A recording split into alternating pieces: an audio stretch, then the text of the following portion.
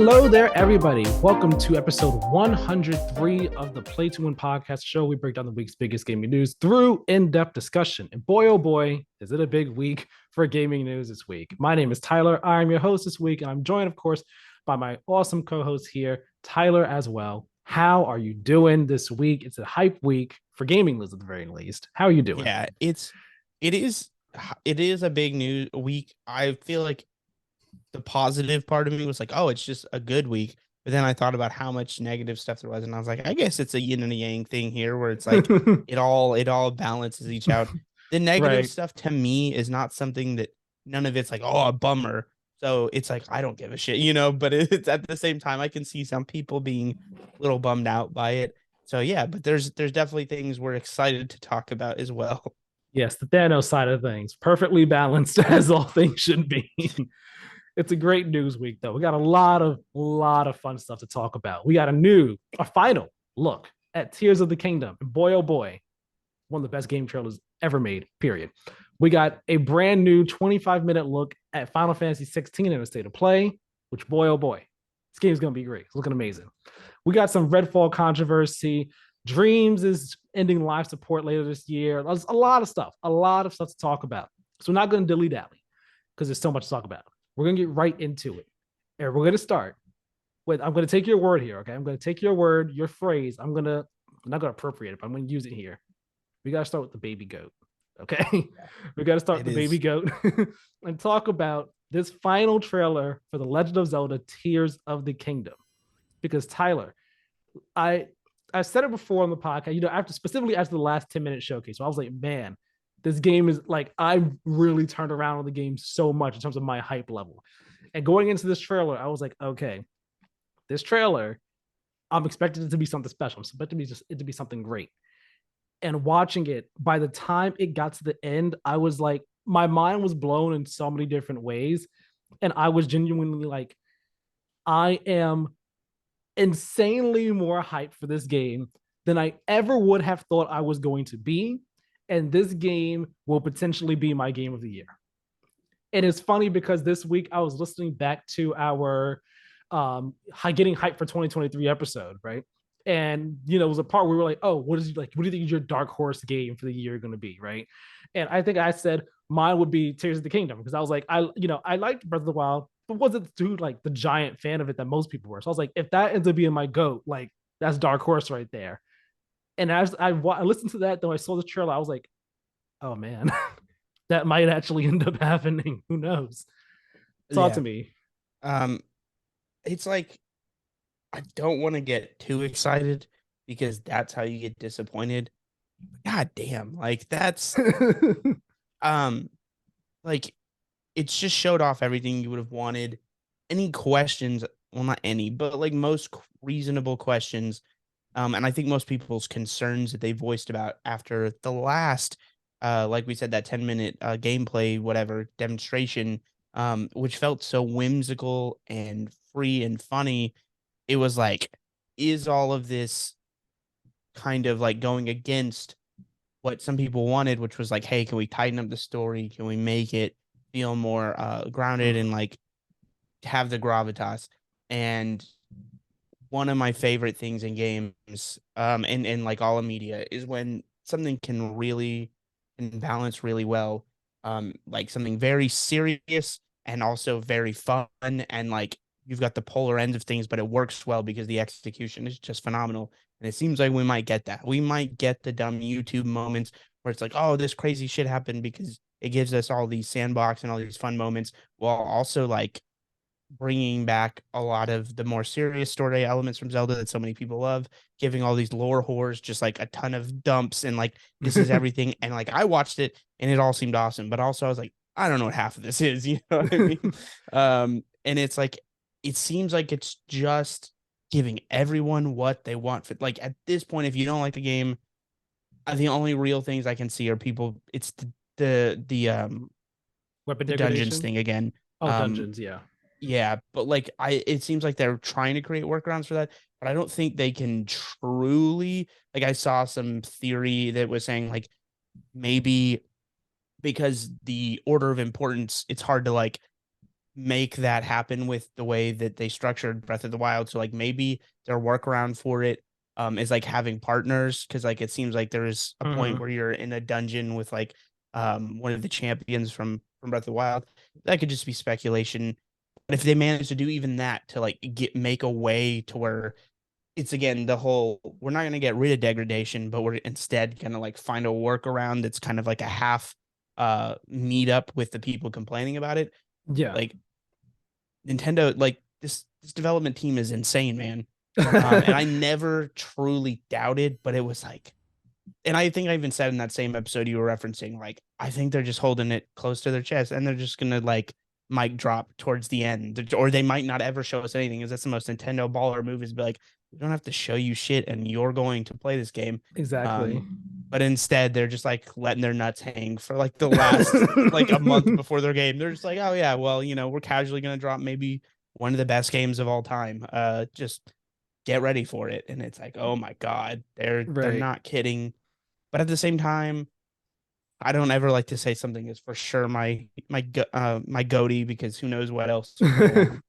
But yeah, consider me hyped as I possibly can, while also trying to rein it in, because like that's Yeah. how disappointment happens, you know? Mm-hmm. Um, yeah, I love a good metaphor. It's like a sports team.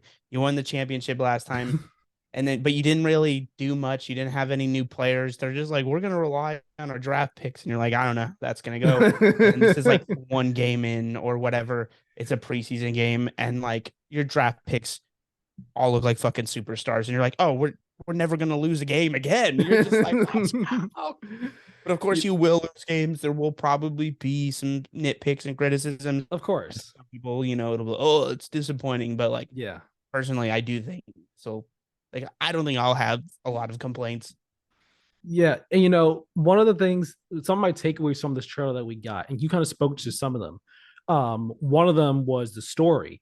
Because I mean, the trailers we got for Breath of the Wild, there was definitely story stuff in them too. But then you play the game and you find out, oh no, that's really like all flashbacks, like short 5-minute cutscene flashbacks type things. It's not like really integrated into the main story. So part of the wonder here with Breath of the Tears of the Kingdom has been, okay, this is like present day now. We don't have the flashback. We don't have the amnesia to use as a crutch to like fill in the gaps for the backstory and all like that.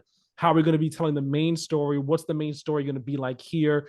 How important or prevalent will it be in this game? Will it be, how much better will it be? And watching this trailer, again, these could all just be like, random fling cutscenes or whatever. But it seems like the story has been a whole lot more importance has been placed on the story in this game and has been beefed up. So like it's way more epic in scale and scope and just thematically, I guess, as well.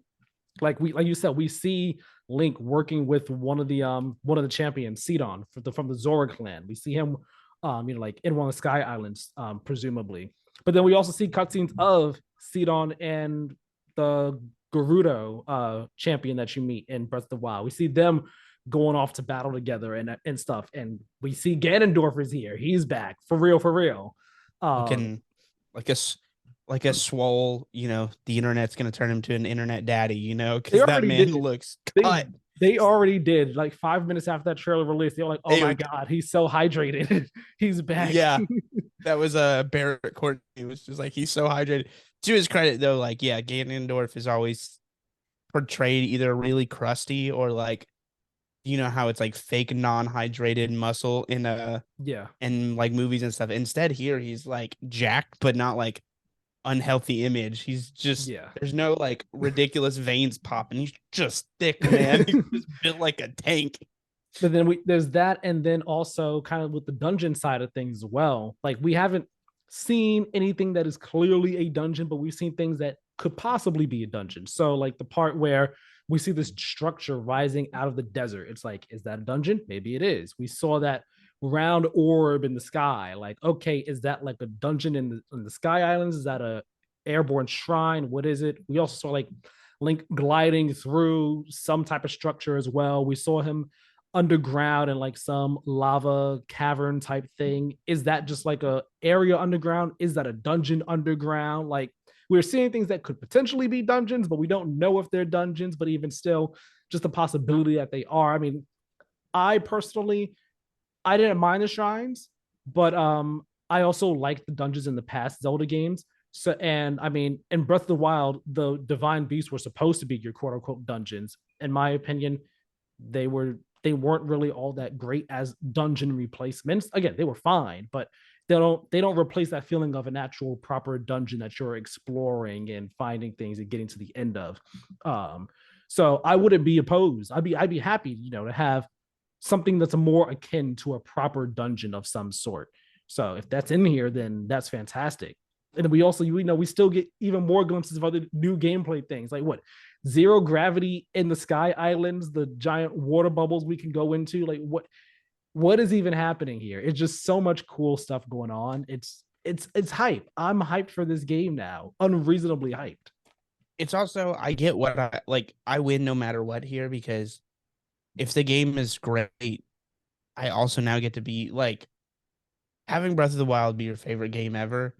It's like hard to be a hipster about it. And like at my core, me and my sister have had this talk before. We're just like, at our core, we just are hipsters. Like we just don't, we like the things we love to like not be cool.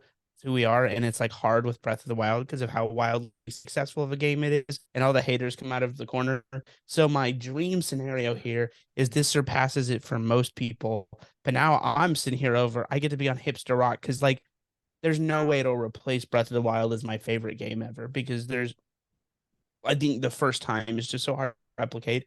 Talked Yeah. about this a little bit, but if it's just improved everything and everyone is happy about it, then maybe they'll now move on a little bit, and I'll just get to be in my corner with Breath of the Wild still as my favorite game ever. And this is more of a hipster take. Like I would love for Wind Waker to be my favorite game ever, because it's Oh man, just I want to play it's the Wind one that Waker. people hate on more traditionally, and it's like and so it's like easier to be a hipster about it. But it's hard with Breath of the Wild because of how universally beloved it is, because it is the goat. But now hopefully people will be like, oh, okay, this is the new goat or whatever, and I Yeah. can just stay in my little corner with Breath of the Wild. Final question I'll ask you about this, and it's a question that's been asked before, but just want to know what you think. Does this trailer move you anywhere on the needle of Zelda being playable in any capacity? I didn't take it that way, but I mean, I'd be down for it. So, do you think that it's more like you don't take it anywhere as like it's more likely or less likely after this? Yeah, like I didn't get those vibes, but also watched it once. I haven't like rewatched it a bunch of times because I was almost Okay. like I watched it and I was like, did I watch? Have I seen now? It Yeah. definitely had those vibes of like, oh, you could have shown me half this and I would have been excited. Nintendo. Now I just feel dirty. I feel like I've seen half the game now, even though I know I haven't. Like I Hmm. imagine that's just like a peek into it, which is why everyone's so excited.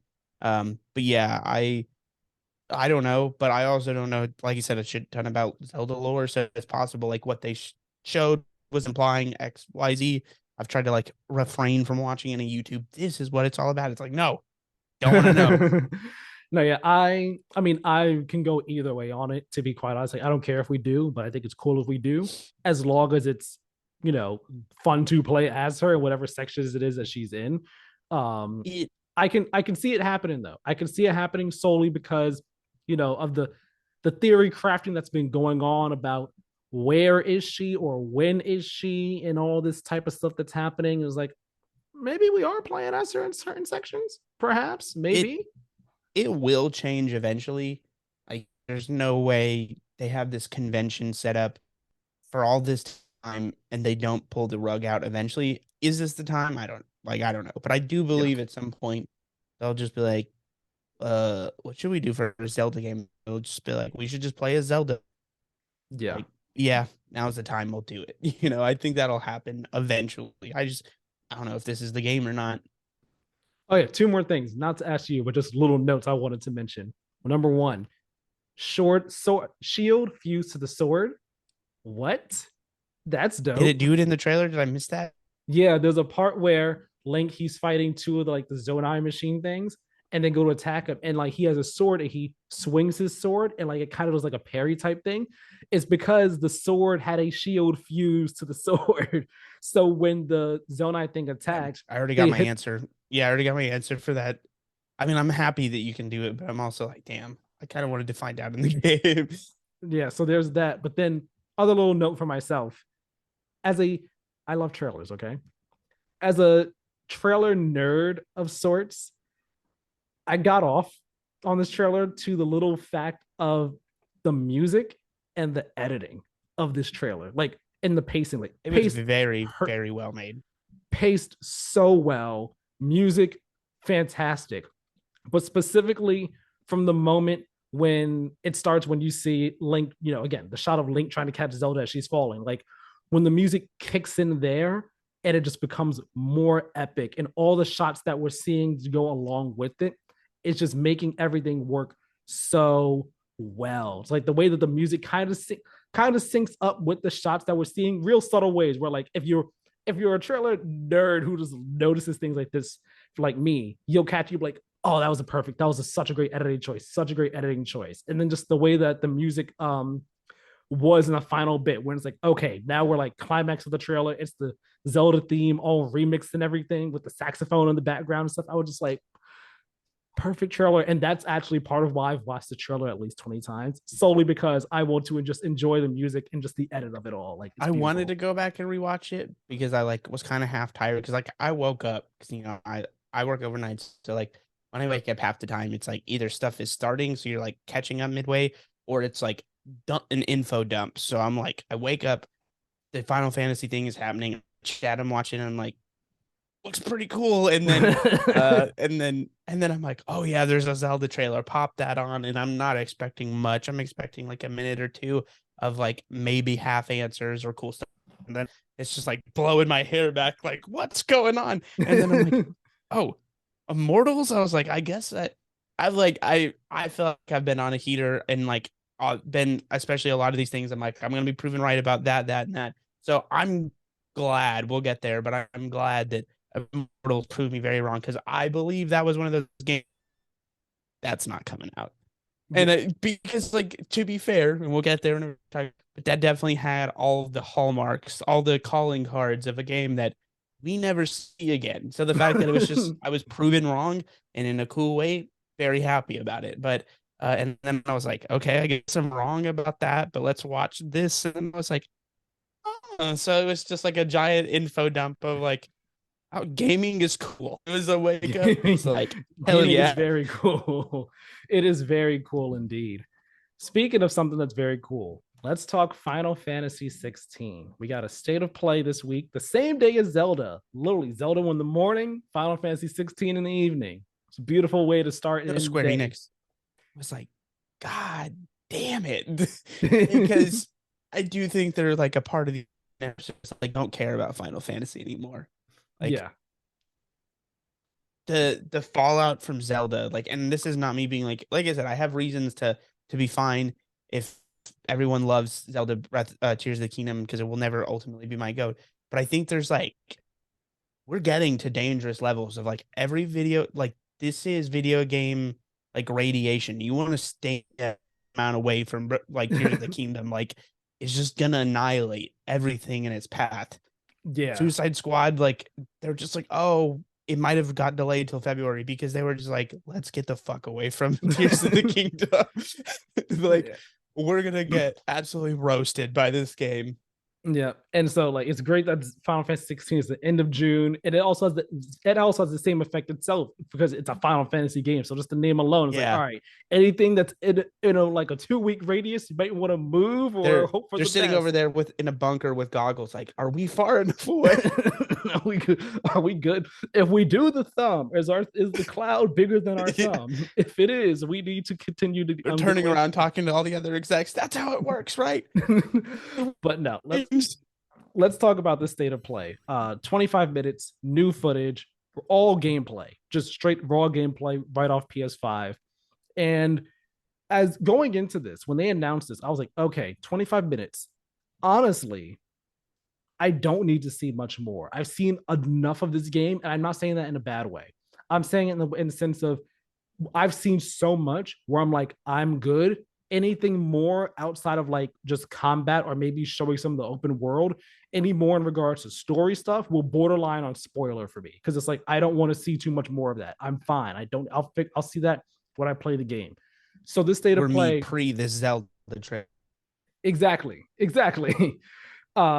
So with this state of play, I was happy that it was mostly like, all right, we're gonna talk more in depth about some of the gameplay aspects. So the combat will give you a good look at combat scenarios. We'll give you a good look at some of the RPG elements, like the upgrade tree, the accessories you can use. That if you're not good at action games, we'll give you a better look at the different environments in the world you'll be in, the hubs, your side quests. Give you a good look at each of these things. I was like, that's cool, that's neat.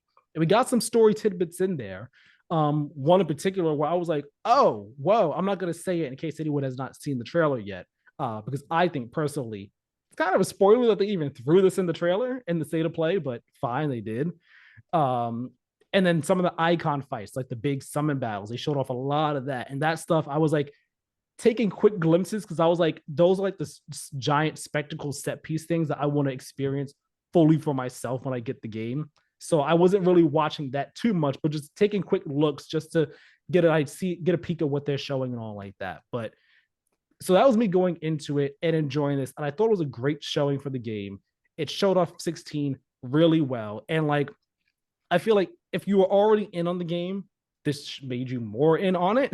And if you were not in on it, it did its job in selling you on it, or it didn't turn you on. It didn't turn you into a believer in it because you already were so far out that you're like, yeah, this isn't doing Yeah, it I for think it me. depends on what kind of fence writing you were doing. Were you on the like, I need this to go back to what Final Fantasy was?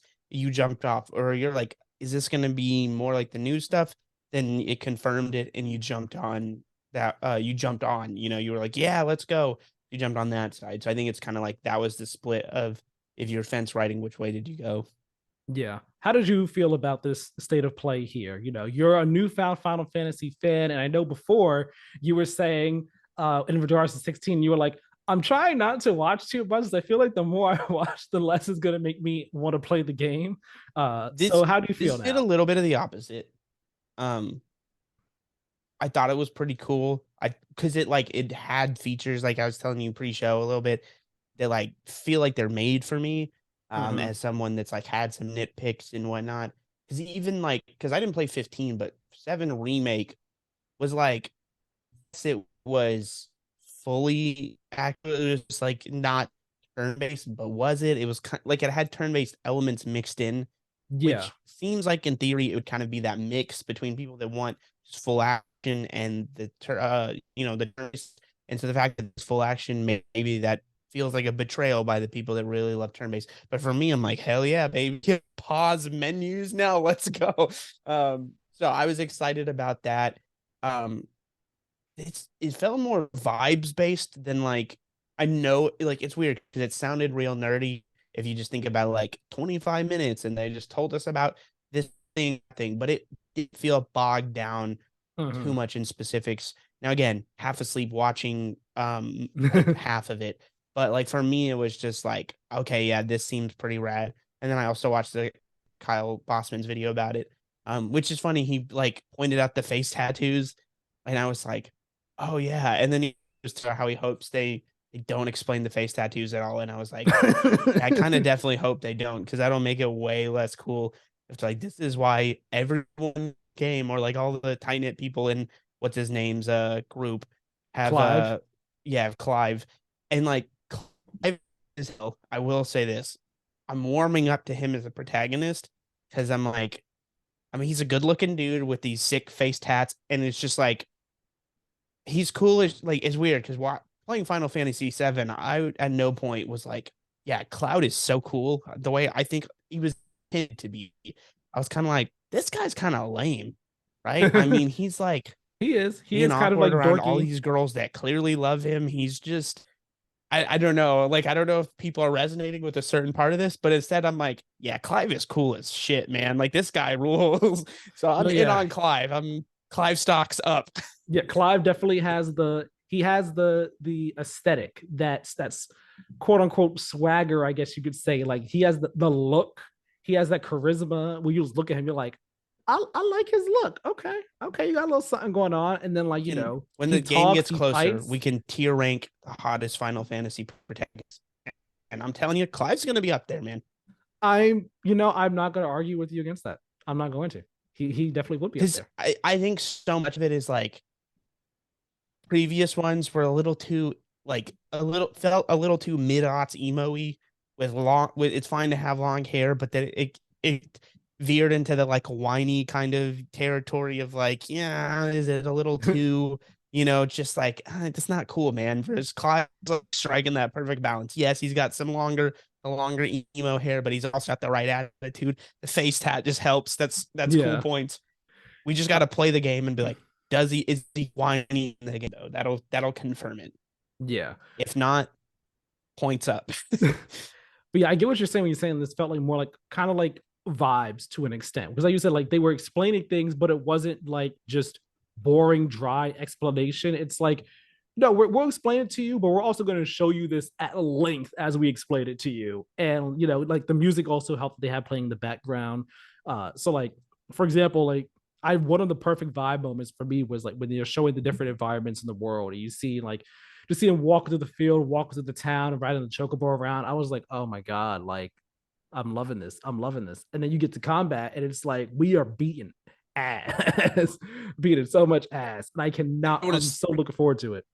I don't want to steal this point, but it's from the Kyle Bossman video where he was just like, they talk about combat, and they're not like, oh, here's like this specific point about combat. They're like, let's watch Clive play or let's watch Clive fight, and then it's just like they just show him beating people's ass for like 2 minutes. It's just like Right. that's what they're like. Let's watch combat, and it's literally just us watching combat. And I'm like, fine with it. I'm loving it. Yeah, no, show me that's what I'm combat. saying. I liked about it. If they were like, this is his r/type, or I'm just like, no, I don't Yeah. explain. I get it whenever I pick up the controller. So the fact they trusted me as an adult to just be like, doesn't this look cool? And I was like, you're right. This looks sick, It man. does I will look cool. absolutely It enjoy does. doing this. It does look very cool. So I'm guessing you didn't see any of the icon stuff because you said you only watched about Oh no, half I the did see the icons. Maybe I saw more than half. I don't know. I the just icon stuff remember was at the end of the show. I did watch the icon stuff for sure. What'd you think of I that? thought it looked cool. I don't want to say that I don't know, as someone that's like not tied to summons really all that much, because I didn't feel like Seven Remake was super heavy on it. Yeah, Like I was no. as an emphasis. So I'm not like coming at it with this expectation. I need summons or I want this or that. Like, yeah, cool. Like, could it get annoying if like this stuff happens every single time I fight? Like, yeah, a little bit. But also like from what I remember, it kind of like makes those into their own genres. Like it turns into like a fighting game, right? And I was just Yeah, like, there's this they've is said kind of sick. And I was just like, yeah, man, why not? yeah, they've said that each of the icon fights will be like its own unique style of fight and all like that. And on top of that, like the icon fights, they definitely seeming like they'll be big centerpiece climactic moments in the story. So you're not going to be having a fight like this all the time. It's like, all right, you and I, we got icons, we going ham right now. Time to really throw down and see who's about to come out as the victor.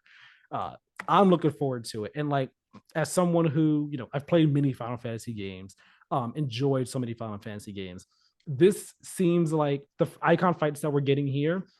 It seems like the type of summon fights you could only dream of back in the day, where like 15 to an extent was like it brought summons to like another scale in terms of like, all right, we got like huge summons here. It's like summons in 15, it was really situational, conditional, how they could be brought out.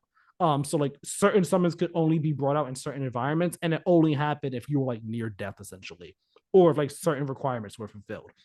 But when they came out, they were like larger than life entities that basically scorched the earth and killed everything, essentially.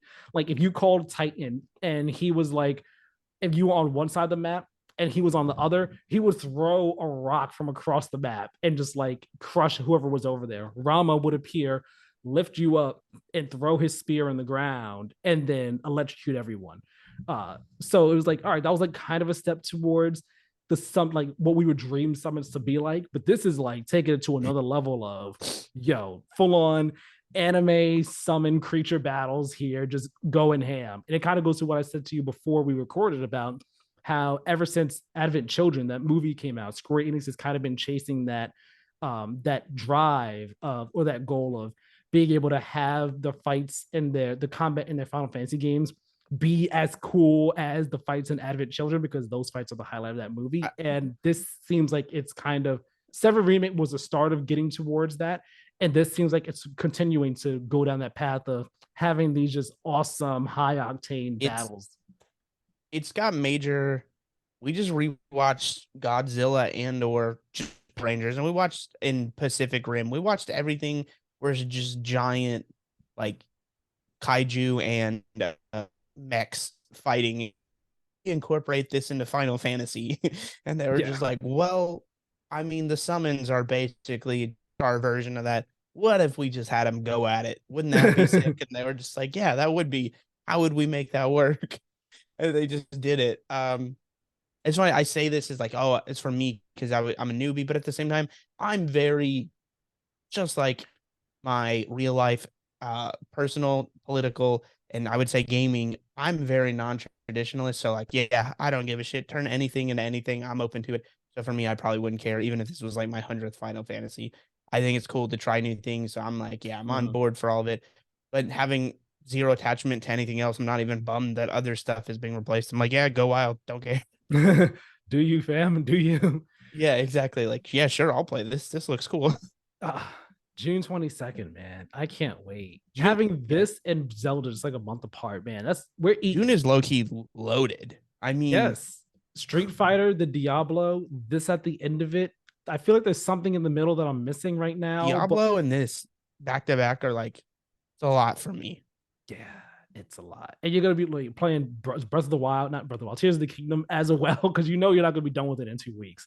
Like maybe with the Yeah, story, I but you're still gonna be exploring that world for sure. it just depends where I'm at, but I my Tears of the Kingdom gameplay, I just want to binge as much as I can because I got stuff going on at the end of May to June. So I'm just like, I've got to get all of this out, and maybe I'll come back. Mm. But like, it's just gonna be 2 weeks straight of like, how much Zelda can I fit in every day? It's just gonna be like, all right. And so like maybe I won't have hour for hour time the the same amount as Breath of the Wild when I run my first playthrough, but I may do multiple. I don't know.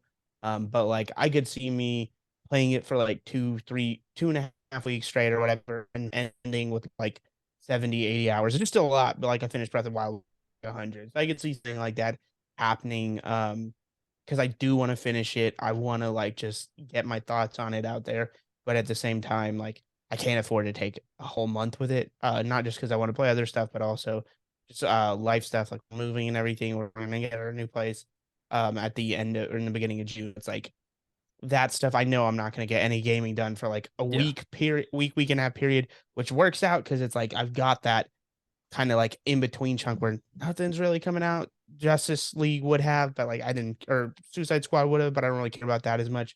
But now it's not even in the way. I don't have to worry, pretend. That's like I Yeah. got just enough time between nothing and then Diablo 4 coming out. Yeah.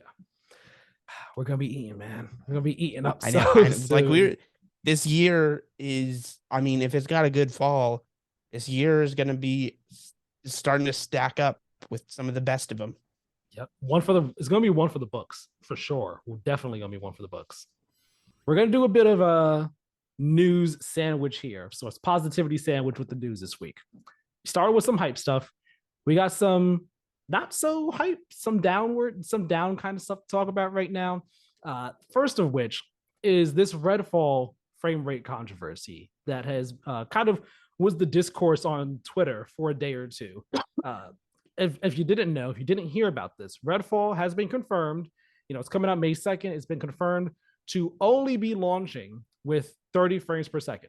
You will not be able to play this game in 60 frames per second on console at launch. A 60 frames per second update will come to console at a later date. What that later date is has not been confirmed yet. Why the game is only being 30 FPS at launch on console, no reason was given. It's just been said, hey, it'll be 30 FPS at launch.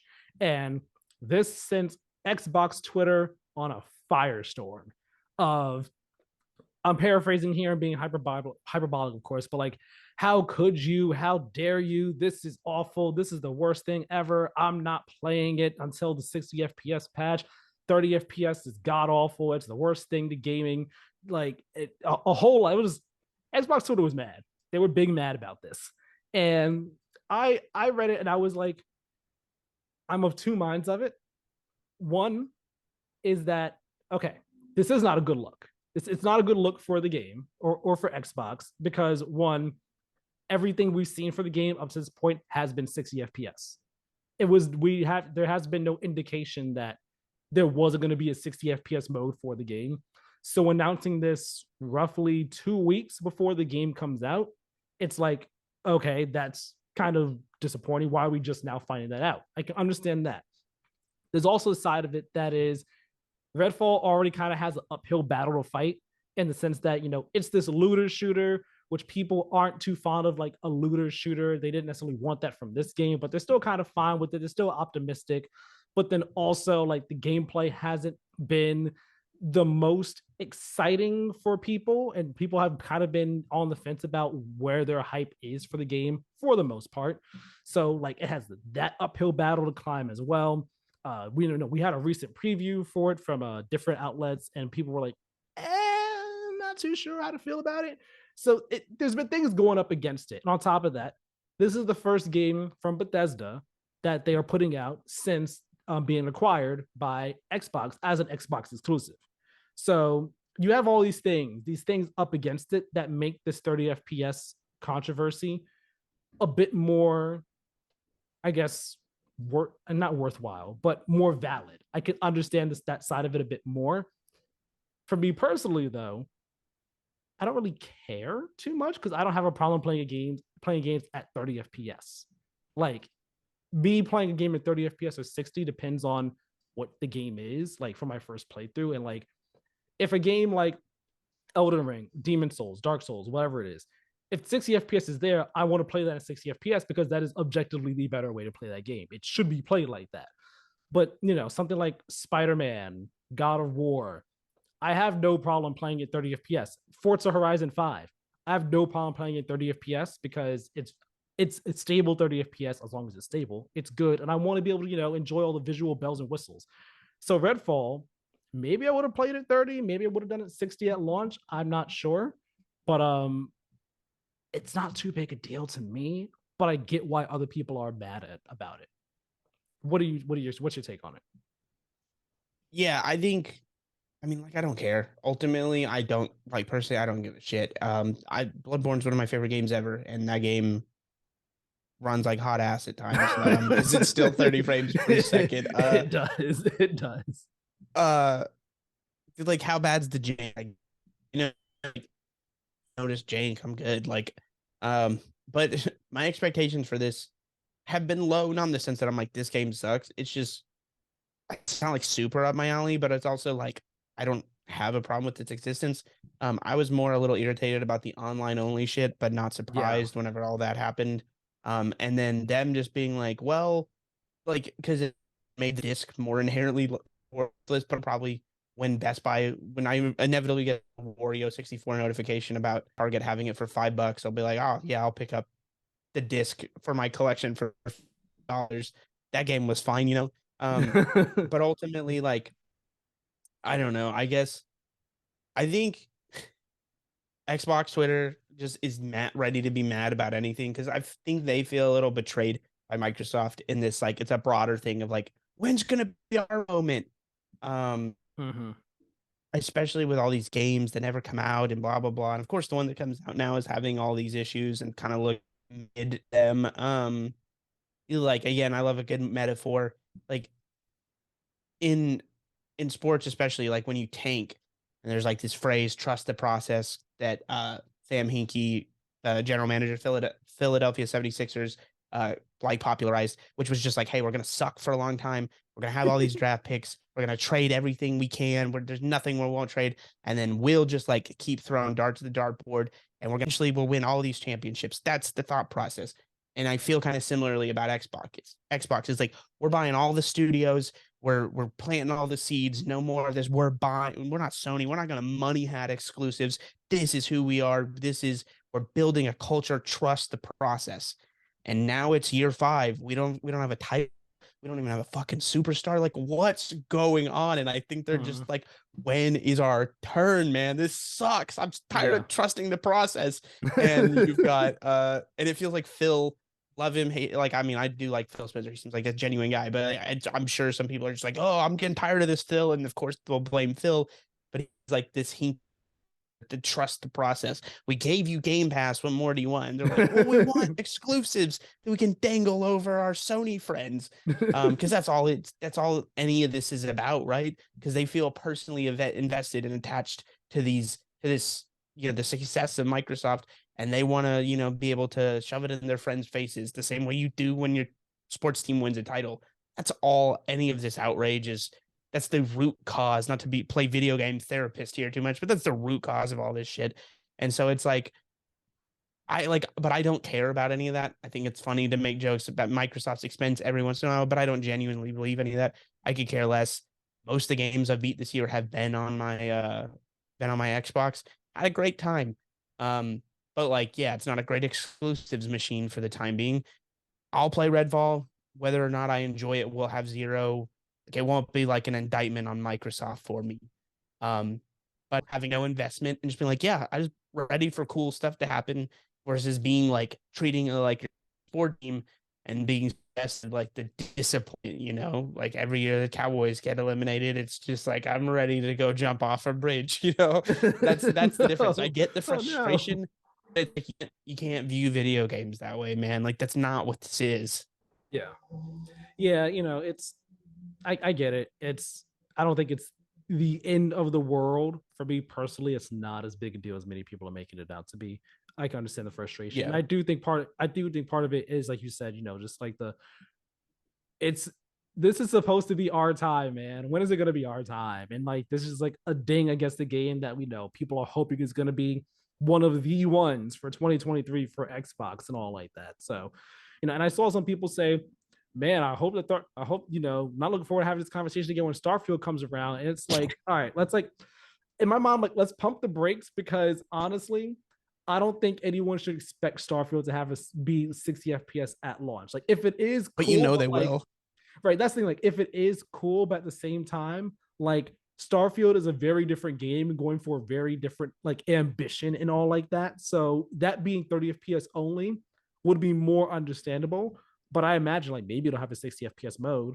But again, like we should pump the brakes on getting ready for more frames per second controversy out here, guys. Let's relax now. Let's dial it down. We don't need to be that nerdy about our games and our tech and everything.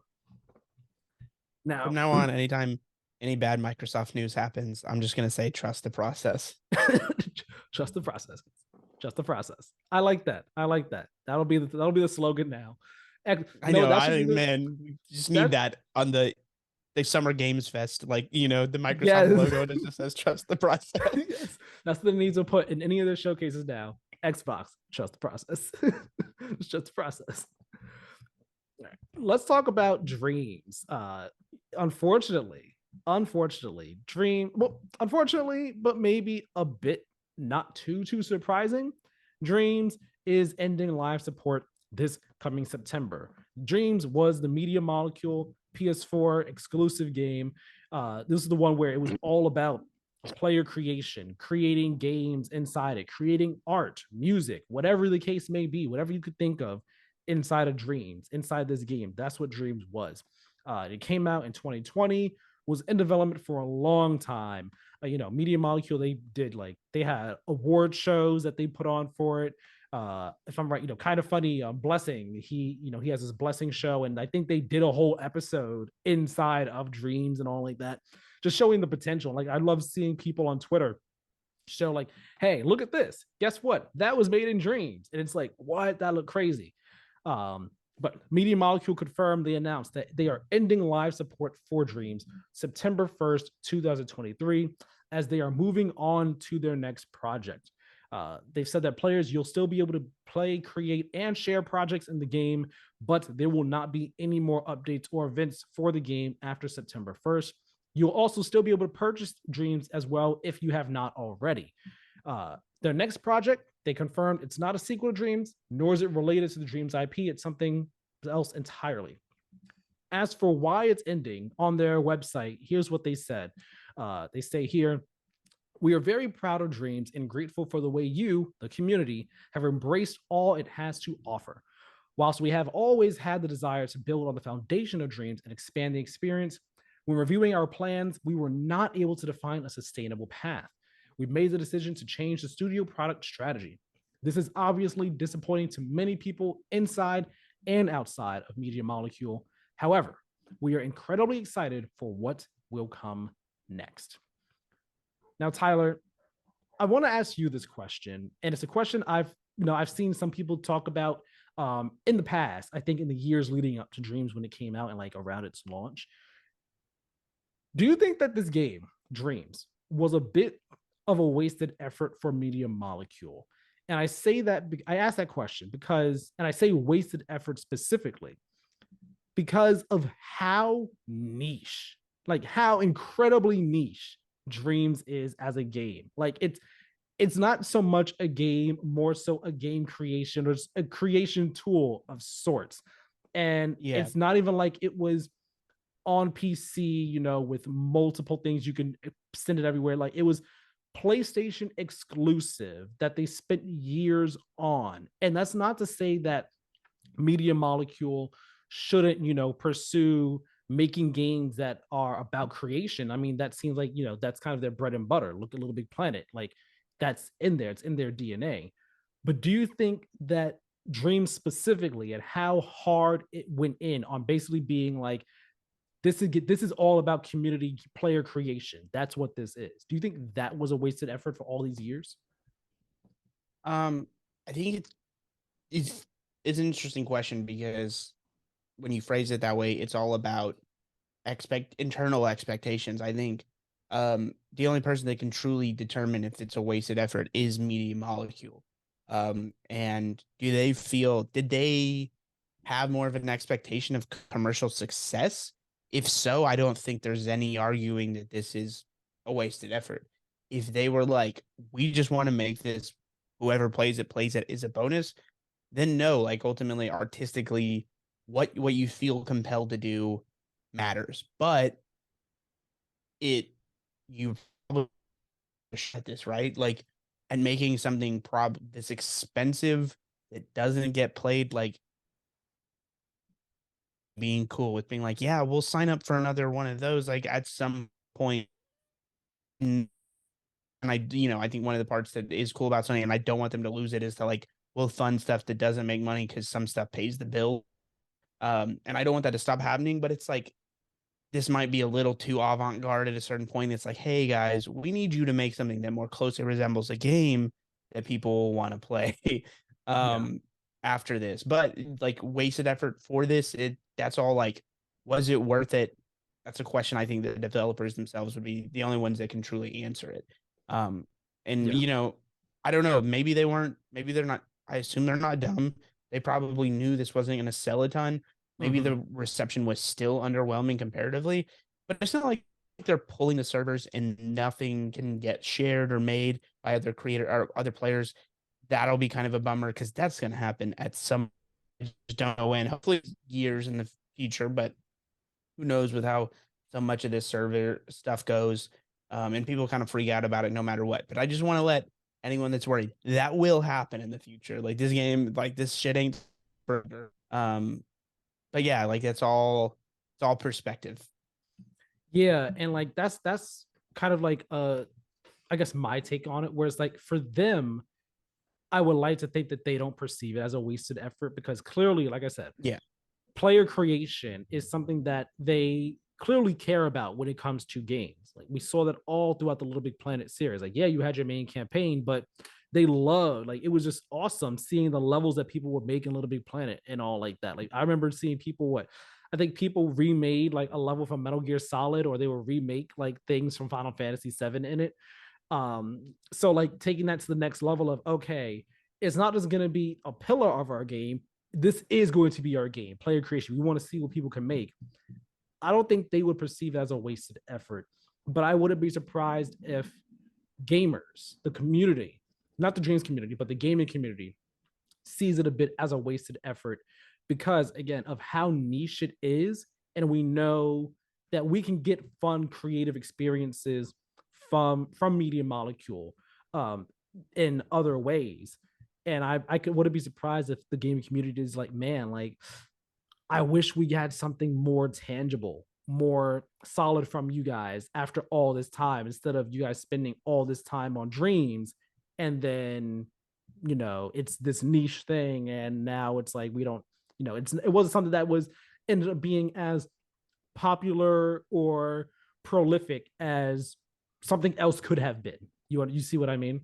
Uh, so like going to one of your points, I had this question here. You kind of touched on it. Like Sony being like, hey guys, like maybe don't do this next time. Maybe make something more like an actual game. Like I actually wonder, do you think there's a future where they get shut down? Like if like based on what their next Down, game is. shut down, no.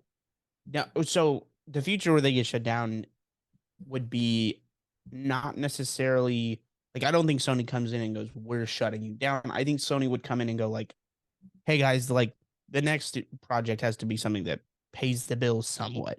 Yeah. Um, Media Molecule's reaction to that could ultimately lead potentially to a shutdown, or maybe not a shutdown, heads of the studio retiring or moving on, whatever it may be, quitting, and then steps in because I assume the entire team there is pretty talented. So maybe some people aren't in position that they can just walk, so they're kind of stuck doing whatever the new head comes in and basically does what Sony tells them to do. Um, and like I know it sounds a little depressing, but like at the end of the day, I like I think we all just kind of want them to channel that and like make something we can all actually play because there is nobody wants to say that we don't like community stuff, but also I don't know. I feel like I can only ultimately speak for myself, but I don't want to sort and filter through all of the good stuff and the bad stuff and like just user and I just want the talented developer is making and it seems like they want to go out of their way to not make that game for me. Or maybe for whatever reason, this is Sony's trust fund baby. And Sony's just like, yeah, make whatever you want. We'll fund it. I like this will be the ultimate litmus test, right? Because it felt like there was somewhat diminishing returns on Little Big Planet. And then this did not feel commercially all that successful. So we'll see. Yeah, I'm hoping I would like to think that, you know, as you said, well, okay, hold on. Let me make sure my internet's staying stable right now. Yeah, It's you're kind good. of bounced. Yeah, you were It's cutting. all right because it's bouncing all over the place. You were cutting a bit as well. Just making sure my internet's staying stable right now. It seems to be fine for the moment. Hopefully, it stays like that. Um, but no, like you said, they need to pay the bill. Games need to pay the bills in one way or another. And as much as I'm sure Sony enjoys or likes having, allowing their teams to have freedom to make what they want to make and sees that Media Molecule is a creative studio in that aspect of things. And they want to allow them to remain and be able to, make these odd, quirky games that are all about that have creation at the center of things. Um, I'm sure that like, hey, your next game needs to be more in the lines of a game like Little Big Planet, and less an avant-garde abstract picture of a game like Dreams was. Um, because I like, as you said, no one I'm not one who goes down the user generated content rabbit hole. It's like, all right, what's here today and all like that. Some people are, but that's not me. And I'm sure there are many people out there who aren't like that, who they would rather like they don't have a problem with it being there, but they don't want that to be the only way to find things and play things in your game. Like if that's a side thing, cool.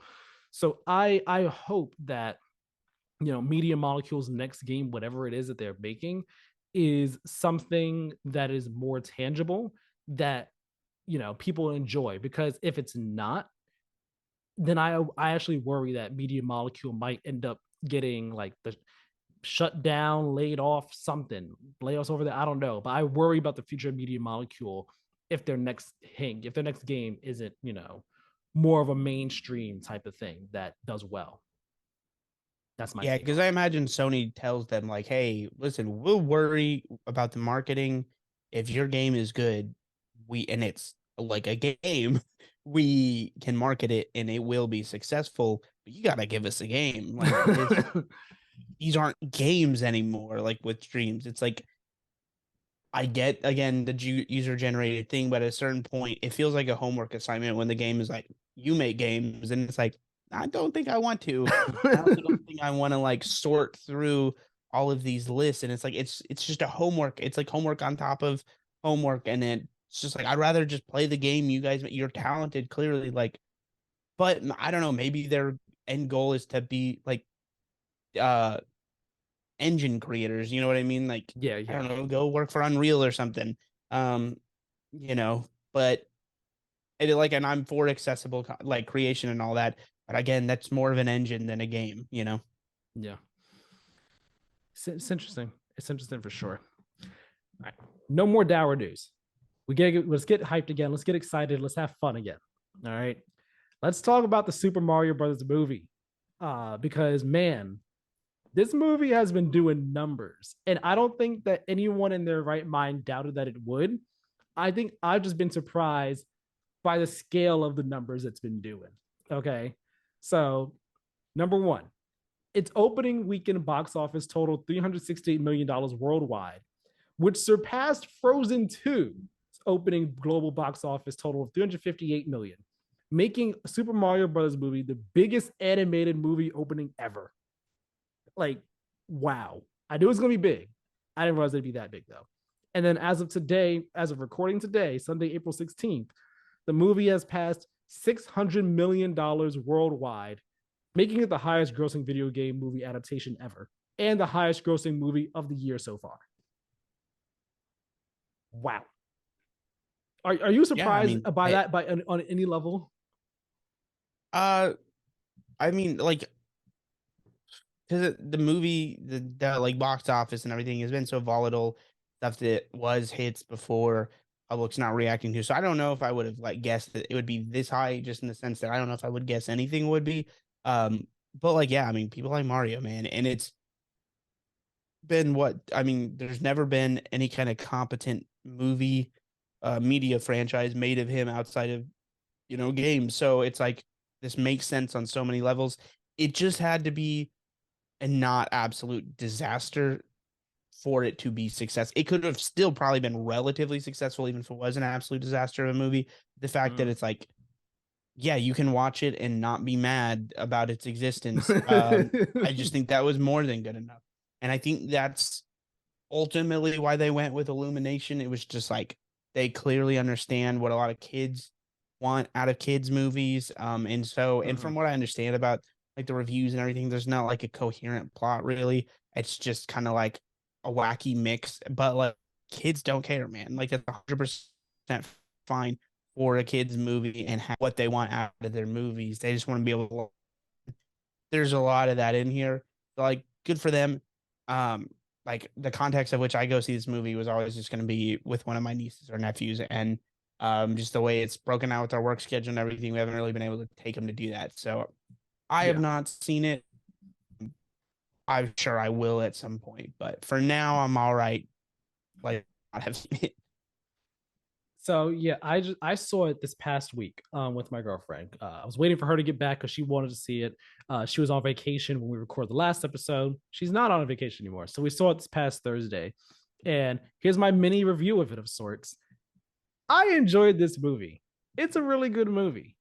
Let me add a quantifier onto that, okay? If you go into this movie expecting a Pixar or Disney movie, lower your expectations, because if you go in expecting that with like character depth and development and deep themes and all like that, you'll be, that's not here. If you go into this expecting just a fun Mario movie, you will have a good time.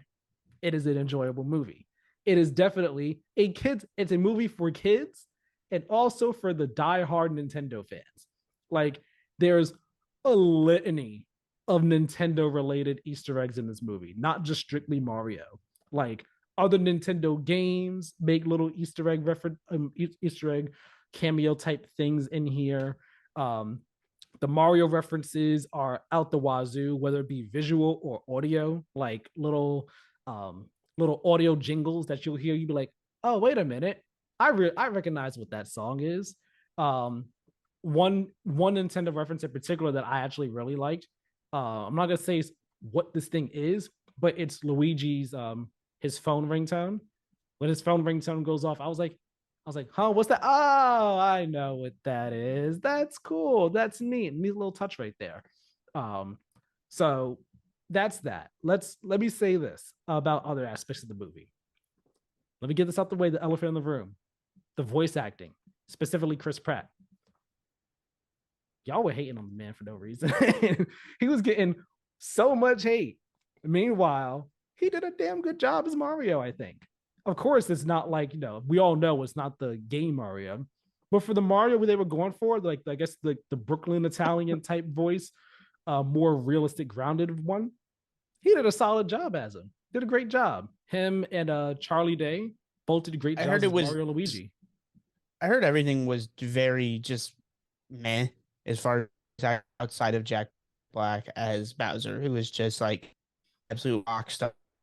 And like clearly put in effort, whereas a lot of it was just like celebrity just being like showing up and collecting a check, and it's like it's whatever, it's fine. It's not like they were trying to be bad on purpose or whatever, but it's also not necessarily good outside of Jack Black, who's like really playing it up. Yeah, Um, I would say that, like, I wouldn't say that anyone outside of Jack Black, and then maybe Keegan Michael Key as Toad, like those two, like killed it for sure. Like absolutely killed it. Seth Rogen, I feel like he's a great fit for Donkey Kong with just his natural voice. Like I don't think I I hear Seth Rogen as Donkey Kong. I'm like, that's totally fine. That works. I don't need more than that from you. But Jack Black and Keegan Michael Key, my opinion, are definitely the two voice standouts of the entire movie, of the entire cast for sure. Um, I don't think that's to say that anyone else was bad. I just think that, Chris Pratt did a good job. Charlie Day, good job. Everyone did a fine job. Chris Pratt he beat the allegations, in my opinion, that everyone was levying against him and his yeah, I for mean, his I vocal don't like him as a performance. person, but but as long as it's a completely whatever fine performance, then yeah, no need Yeah. to like, no need to say it's worse or better than it is. Yeah. When it comes to the plot, you said like it doesn't have really a coherent plot. There is a coherent plot. It's just that the plot is so light that it's like, okay, how can I say this? Obviously, the plot in anything is a vehicle to get from one thing to the next to the next.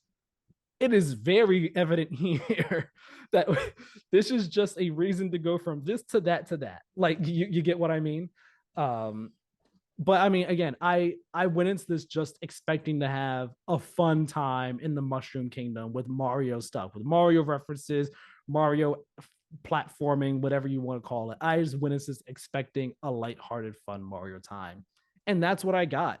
Like, it was cool seeing them use different power ups, like even like little references to the way Mario runs in the games. Like, how I think he does it in Odyssey where he'll run and he'll put his arms behind him as he runs. Yeah, I know he does Like, that in Odyssey for sure. I don't know if it's in other games. yeah, I'm pretty sure it's not Odyssey. Like, like that happens in the movie. I think maybe more than once, but that's only something that a Mario fan would actually be like, oh wait, that they're doing that on purpose right there. Like, so let's call back to how he actually runs the game and all like that. Where it was like little things like that. I just had a fun time with it and all.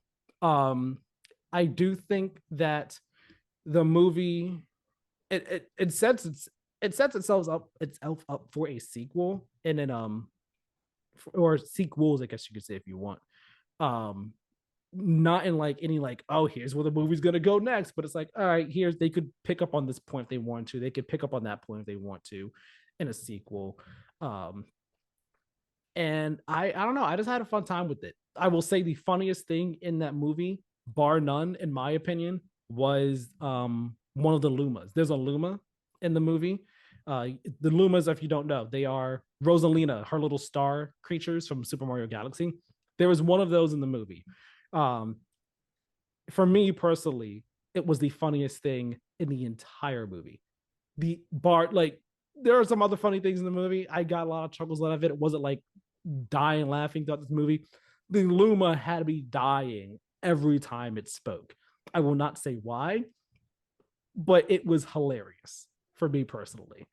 Um, but yeah, it was a good movie. It was a good movie for sure. Uh, for what would I want to see in a sequel?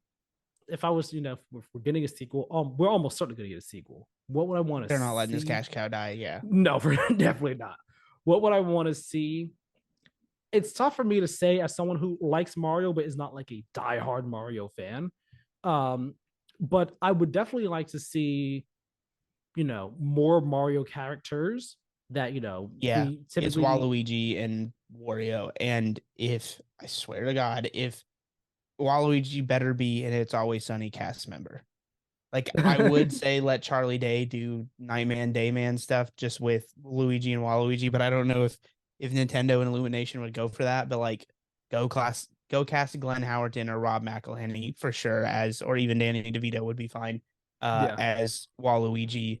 Although Danny DeVito would be a great Wario. So Mm-hmm. yeah, like that would probably be my casting as I do Danny DeVito as Wario and I would do probably Glenn, I think, who is Dennis from the show. Although Okay. Mac, who's Rob, might be fine as well. I would definitely do one of them uh as those two. And like that would just be my that's the list. I'll be more excited to see that movie if we get confirmed Waluigi and Wario. Yeah. I think I'd be down for them to do to bring in, Rosalina, maybe go into space, go to galaxy, do some more with that. I mean, we only see one Luma here. Let's go to space, man. Let's see all these other Yeah, different, places and everything. potentially. That does feel like a big jump though. It does. Before like going to number two, that's more maybe like a number three type move right there. Um, let's see.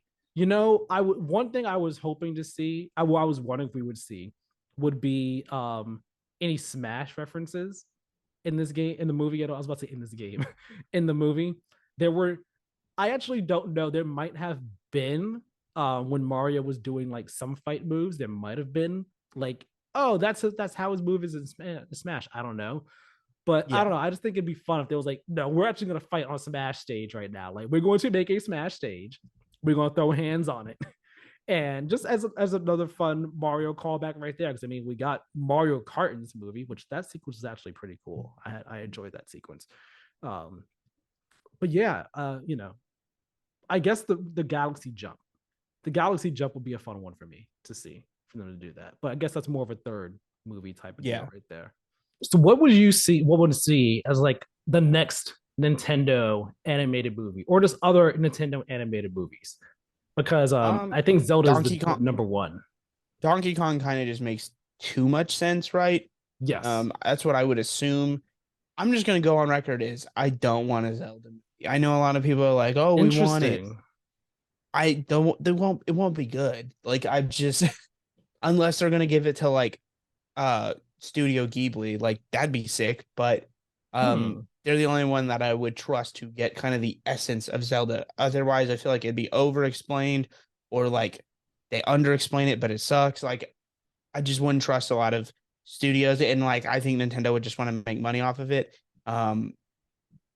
But Donkey Kong would work. I think the lore is kind of loose and fun, anyways, kind of similar with Mario. I think making a Luigi's Mansion would just make too much sense.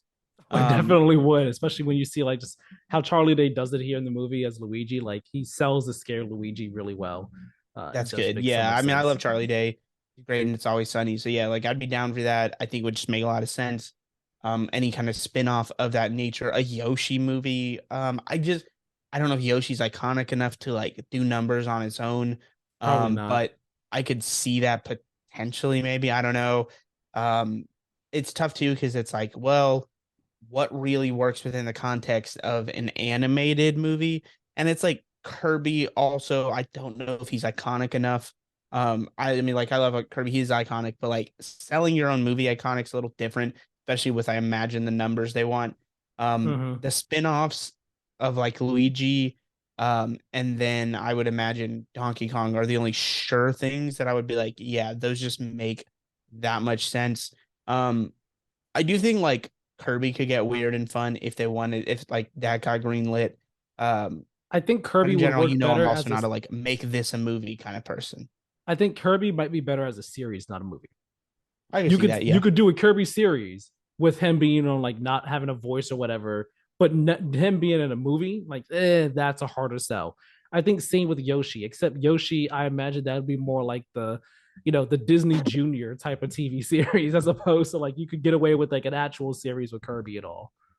They may just give them voices though. That's the thing. I That'd mean, probably be what they do.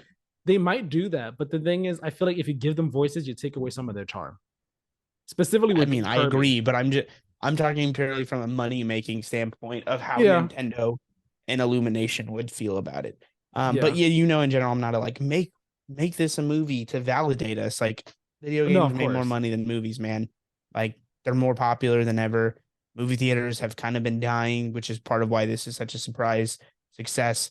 Like video games are more important than movies culturally now. It just is what it is. I'm surprised that you said that you'd be against a Zelda one, and the reasons you said made perfect sense. And like, I never even thought about Studio Ghibli doing one. Studio Ghibli, oh, that'd be awesome to see that. But And I'm not even the anime person. I don't like anime that much, but Ghibli obviously got the track record. They make fire shit.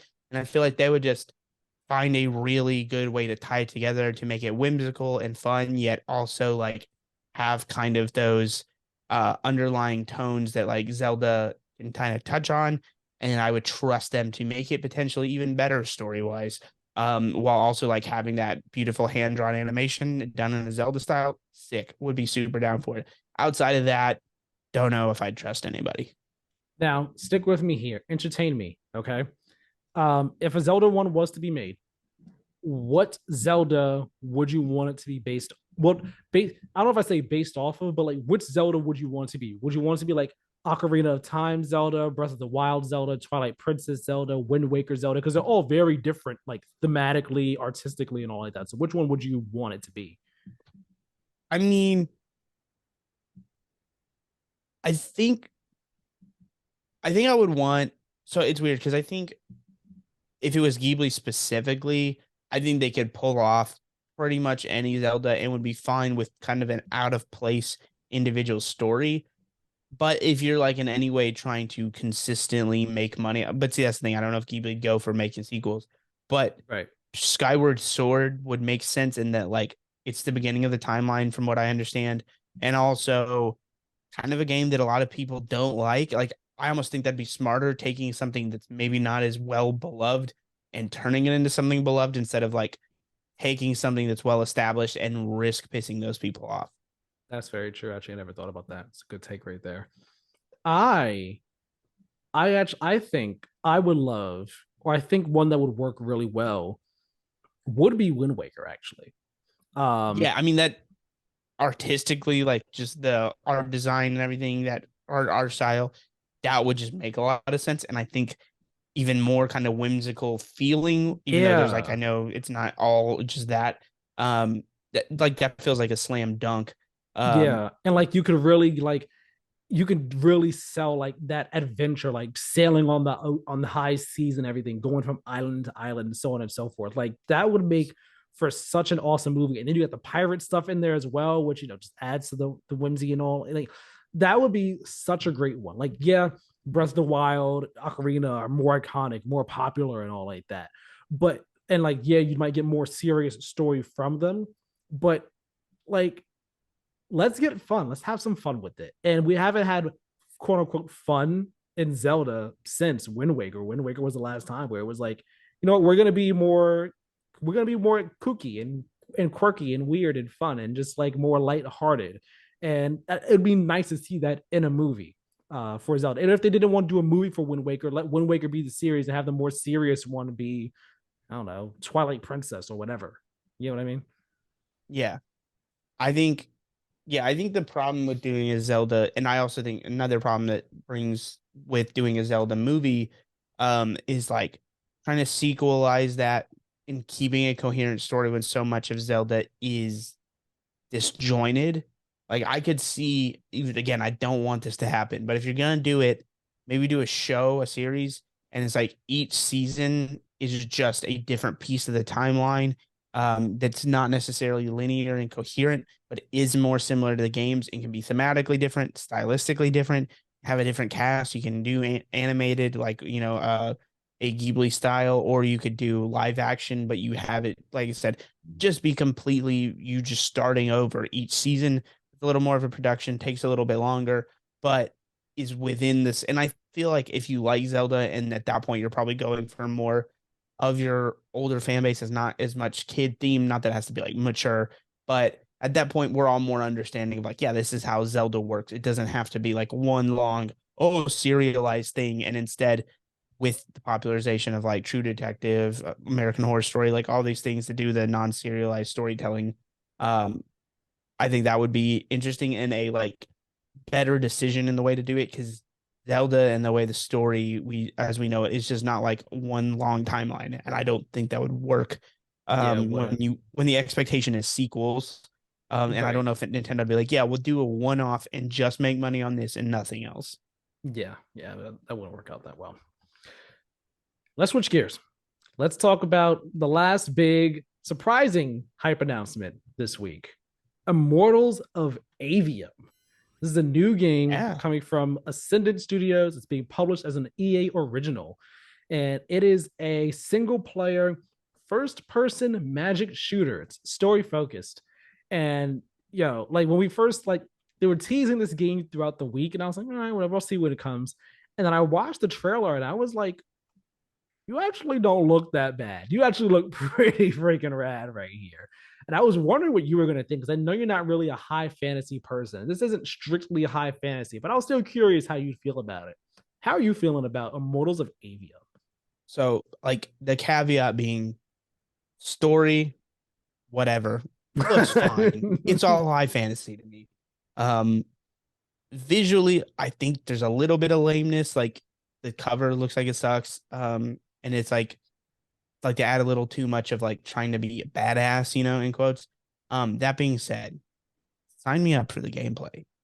And I like, it's funny. I saw people Yeah. that being like their number one complaint. I don't like first person and blah blah blah. Like, you want another third person high fantasy game? Get the fuck out of here. Like, come on, man. The gameplay looks solid. It looks fun. And the fact that like, in the quotes here that it is a first person magic shooter. Like, yeah, let's get weird, man. We have so many dumbass Skyrim clones, and we have so many, just trying to be Witcher clones in that version of that game, that yeah, I want them to just be like, why not just make a magic FPS? Like, that just seems way more interesting, and something that hasn't been done, and you can tap into that potentially, like this market that nobody really, and this niche that nobody knew they wanted, versus just like trying to imitate something that you probably won't do as well.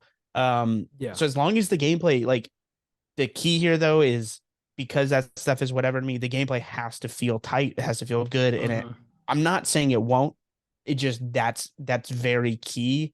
Um, I like, for example, I like to Ghostwire Tokyo a lot, and it in a way goes like, it feels like it's similar, but because Yeah. it's less atmospheric, it's more gamey in a sense. You need it to be a little tighter and a little more expanded, which I think it is. So I like, yeah, I'm pumped. I was legit like, oh, I'm gonna play this. Like, the second I saw the trailer, I was like, this seems cool. And if it's bad, it'll be bad in an interesting way, because it's trying something that hasn't been done before instead of generic, whatever. So Yeah. now the story does look generic, for the record, more Lord of the Rings knockoff kind of stuff. But yeah, I'm pumped. I'm excited. And I was just like, damn, perfect placement. Like, July 20th. whoever at EA, whoever at I don't know if it was EA telling them to do this, but I don't know. We always assume EA doesn't make smart decisions, but whoever did it, perfect. July sucks. It is always an absolute Mhm.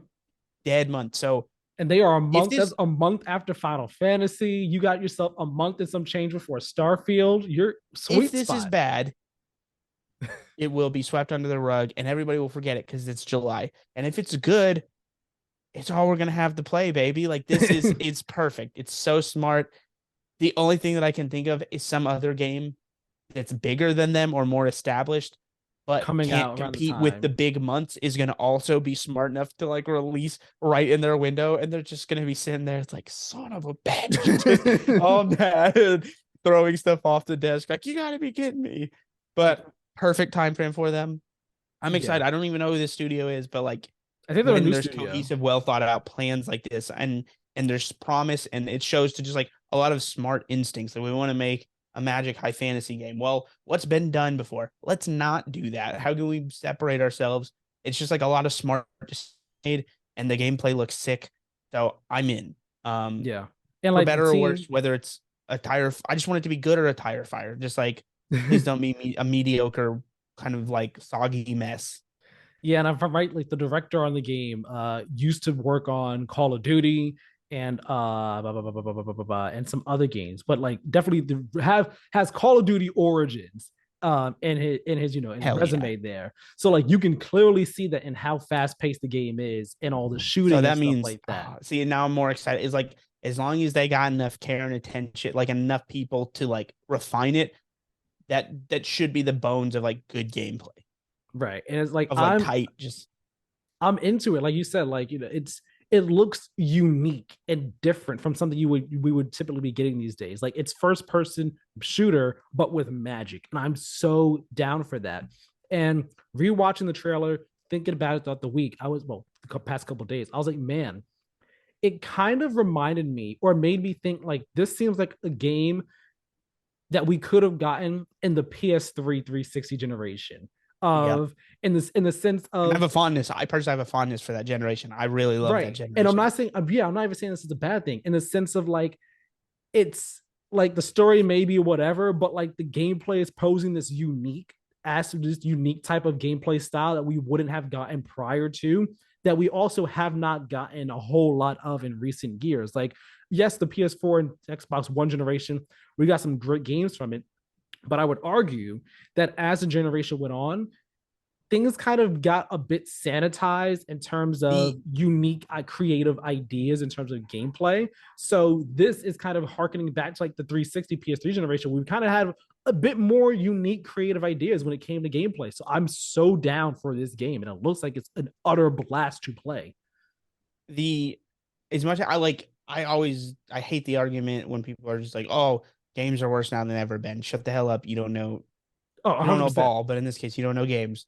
Because like yeah, the gameplay moment for moment better. You usually get a better value for a lot of things. But the one thing specifically is like because these are high level investments, there's less creativity. There's less Mm-hmm. weird stuff specifically going on. Even if it's creative, it always feels like creative, but of course that got made.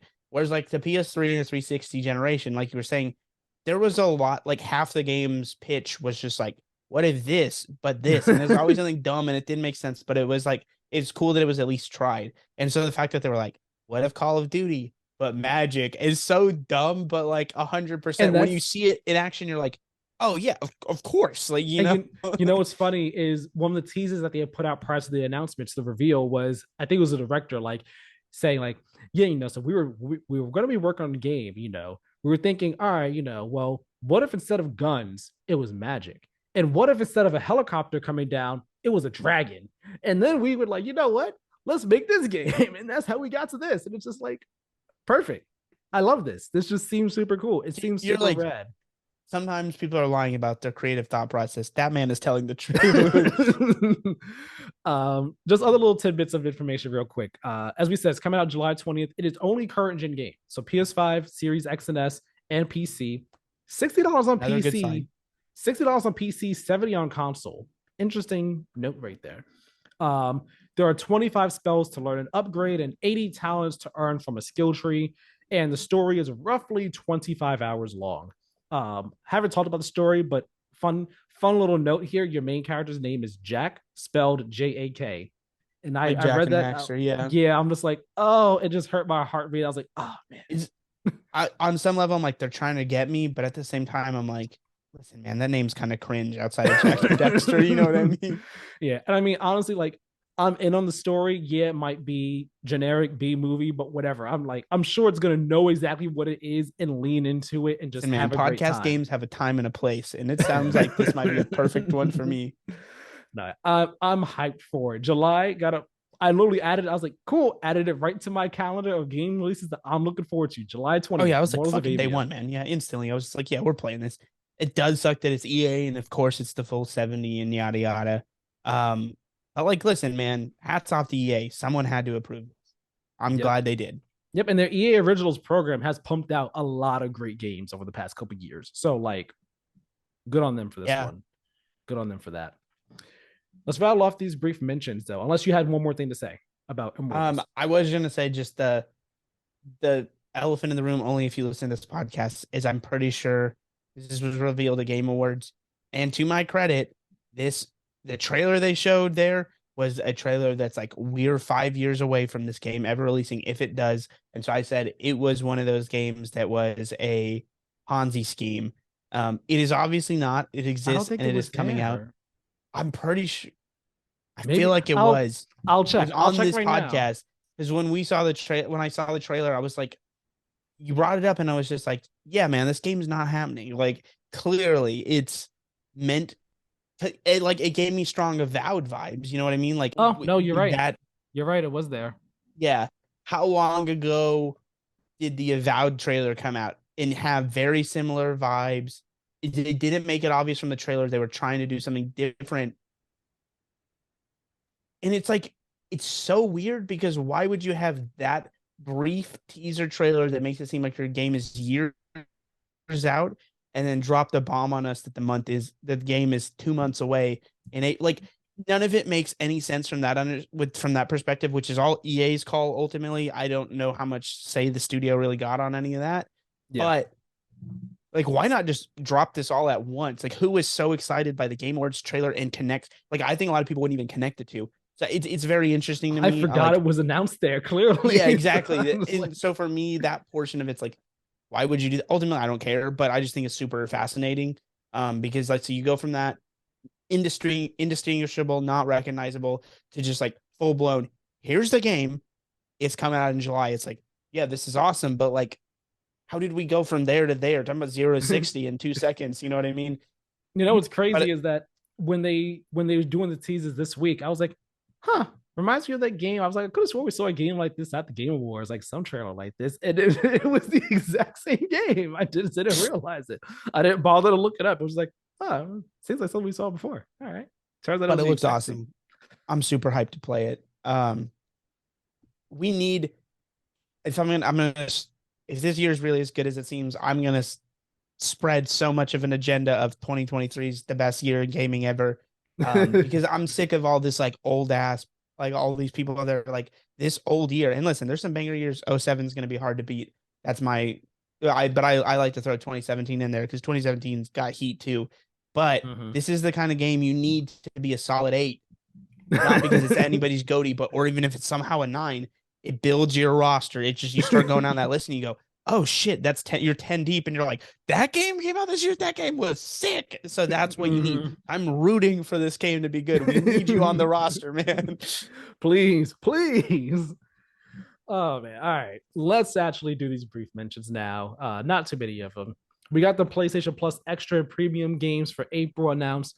There's a lot of them. I'm not gonna say them all. Some of the highlights though: Kena, Bridge of Spirits. Whoop, whoop. Play that game if you haven't. Doom Eternal, Riders Republic. There's a lot more. Like a lot of Bethesda games got added. Wolfenstein 2, a bunch of Doom games, even within a lot of stuff is there. So go check the list out. PlayStation Blog has it all. QuakeCon 2023 is happening from August 10th to 13th, and it will be in person. So look into that if you want to Ends go. on my birthday. Yeah. Hey, look at that. Which day? The 13th. Oh, perfect timing right there. Nintendo has announced that this year's Nintendo Live 2023 event is set to take place in Seattle in September. Attendees will be able to play demos of current and upcoming games, compete in tournaments, take photos with characters, watch live stage performances. Words got mixed up there, and so much more. This got me excited here, or at least partially excited. Footage of the long rumored Persona 3 remake and the new Jet Set Radio leaked online earlier this week. The footage showed a brief snippet of combat from Persona 3, and then a short look at one of the main characters from Jet Set Radio just dancing around on the street.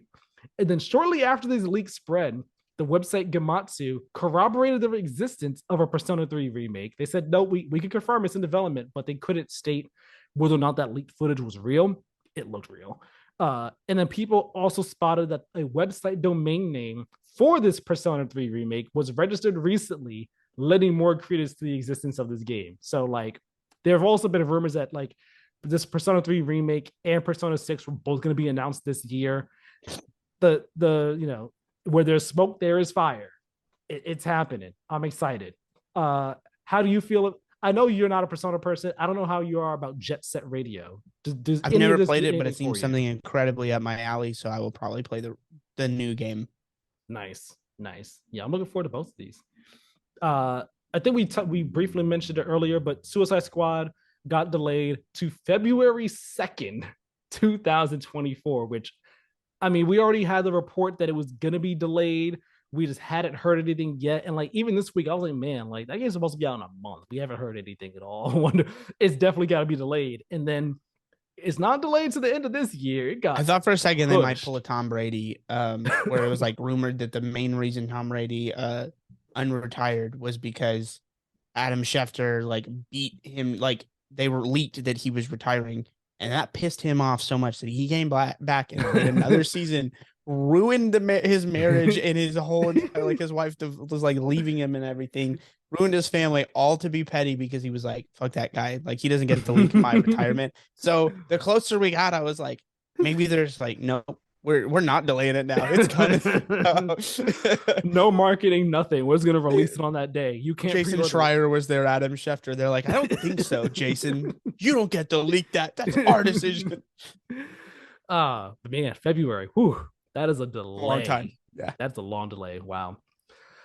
Diablo 4's Battle Pass will take about 80 hours to complete. So, Tyler, strap in, lock in, get your monster energies there by your side. You're going to need them. Tekken 8 will have crossplay and rollback netcode for all the Tekken fans. And then Hidetaka Miyazaki has been named one of Time's 100 most influential people of 2023. He is the second game developer to ever be put on the list after the man himself, Shigeru Miyamoto, was added in 2017. Although that should have been 2007, but I accidentally put 2017. I'm not quite sure. One of the years that ends in a 2007 or 2017 is when Miyamoto was added. One of the two. Now, what we've been playing. My list of what I've been playing is essentially staying rotation of what has been lately. Final Fantasy X. My girlfriend and I will finish the game tonight. We're there at that point in the game. It's been a great time doing this. Destiny 2. I actually played with my cousin and my brother and my stepdad a lot over the past weekend. And, it reminded me how much fun it is playing Destiny with other people that you know and being on comms with them and stuff like that. Because typically I play it by myself solo, but man, doing it with them, I was like, oh man, this reminds me of, like, again, college days. I'd be on comms playing with people, and it was such a great time, such a great experience. So hopefully I get to do that more. And Horizon, get myself ready on the 19th. Burning Shores, get hyped for that. I want you though. Oh, yeah. I was gonna say, on a brief note with Horizon, man, I watched the DLC trailer and I was like, maybe I'm lying to myself that I want to play this because I don't. It feels like homework. I'm just like, I don't think I want to boot this game up, so I may not play Burning Shores. I don't know. I'm on the fence about it. We'll see. It may all be pointless because I say that, and then like next week, it's like, well, I played Horizon, Burning Shores. It could come down to something as dumb as, do I have to go fish out, because like all my games are in a giant town, do I have to go fish out Horizon Forbidden West, the disc copy, or is it a completely downloadable separate expansion that accesses my save file? That may determine it. I don't know. Oh God, and it's gonna be such a large download. I might not be playing Horizon, guys. Might have to get that update from the other Tyler. Because like I just didn't care for Forbidden West all that much. And as we get closer to Burning Shores, originally I was like, oh cool, DLC. I'll play it, it'll be fun. And as we get closer, I'm just like, it sounds like it's not fun to me right now. Well, I'll be able to tell you about it this next week when we record. So looking forward to talk to you about it. I want you to tell me about Fallen Order, though. Jedi Fallen Order. You have finished it. Yes. Give me your thoughts. So, like, my broad picture thoughts are solid. It's fun. I think it's a good start. Like I'm not a big Star Wars guy, but I enjoy it. I at a time I liked it a lot more than now. The million whatevers of like the million versions of Star Wars again, all the TVs. I don't give a shit. Um, to be honest, Rise of the Skywalker killed any excitement I had for Star Wars. Like it just, I was like, I don't care anymore. That film was so incredibly awful. Last Jedi is good. Just to throw it out, fan the flames here. If not, if you disagree, whatever. I don't care, man. I I truly like don't the Rise of care. Skywalker. I like the whole sequel trilogy. Okay, yeah, I love the first two. Third one is just absolute. It's dog shit. It really is. It is I'm just just a helping. sad I'm excuse just for a helping add movie. fire to the flames right here. It's like Yeah, I like love them I mean, all. like that's fine. You're allowed to like it, but the people that are like, it just sucks from a company level of like, hey, somebody tried something different. We had a bunch of man babies cry online Yeah, about it, and then now we're gonna change the entire direction and make this god awful movie. Meanwhile, if you like read what Colin Trevorrow had posed for like the for for that nine. ending film, seems so much better, that leaked script and everything. So it is what it is. I haven't watched a single Star Wars show. Couldn't give a shit less about The Mandalorian or Book of Boba Fett. Now, I will say what people were saying about Andor and why it was good had me intrigued, but I haven't caved yet. It's Hmm. really my first Star Wars piece of media since Rise of Skywalker, and I enjoyed it. I do think it's a good Star Wars game. I think that it does spectacle like surprisingly well. Hmm. And then it makes sense though, because you think about it, it's like, oh yeah, these are guys, Respawn is guys from Infinity Ward. And one thing those early Call of Duty games did especially well was spectacle. But this is obviously a different genre, a different perspective, but still cool to see that like they kind of got that. Some Yeah, surprising like there's gonna be some, I'll just say spoilers for Jedi Fallen Order, because I'm just gonna get all my thoughts out as one piece here. yeah, yeah. Of Like course. the Darth Vader stuff at the end, sick. Um, Yeah. like did not expect that at all. Um, and it makes sense timeline wise. It didn't feel totally like here's an Easter egg, and it seems like he's gonna be fundamental, I assume, in Survivor. So it makes sense. Didn't feel too cheap. Um, Although the antagonist, like I think I've seen people online point out for Fallen Order, kind of sucks. Uh, Reva. She's yeah, she's like she's. I like her Trilla. backstory, but You mean Trilla? Trilla.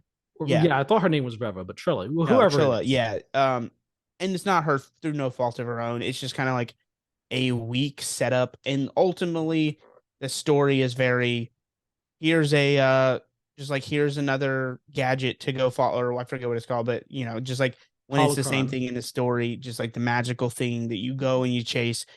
But that's very Star Wars anyways, like, or newer Star Wars. So ultimately I don't have a problem with it. Although it's not like winning any awards for that. I think the combat is a little overrated. Hear me Uh-huh. out, because it's fucking Perry City, man. It's Yeah, yeah. the fact that basic enemies have to be like, I'm sorry, it just sucks and it's lame. And it's like, because there's the stagger meter too, dodging. Like, I swear, I tried so hard. I'm like, just like murdering the L1 button, and it's just like not, and I'm on normal, so the parry timing window isn't some insane thing. And it's just like not giving me so many of these parries. And I'm like, I'm definitely not batting 100 here, but the way, like, the timing just felt super unforgiving in Hmm. like a cheap way. Like, and again, I played Souls games. I don't, but Souls don't solely rely on parrying. Dodging is usually a viable alternative as well. I think the stamina meter really messed up the combat, because if you remove that, dodging becomes a more viable strategy. But constantly having to work down that stamina meter, and then it refills almost instantly. Like if you dodge and you go back, then there's no way to damage them. Um, Hmm. and the powers, just a lot of them felt kind of useless. And I think these are all things, like, I think the actual the act of swinging a lightsaber feels good. The act of deflecting it feels good, and attacking people feels good. I just think they maybe should have tweaked the difficulty more. Like, I just don't believe that in testing people were like, yeah, this feels fun. Like constantly pairing random, troopers and stuff. Not to mention any like the boss fight, the end game boss fights. Oh I was god, trying to rush through it.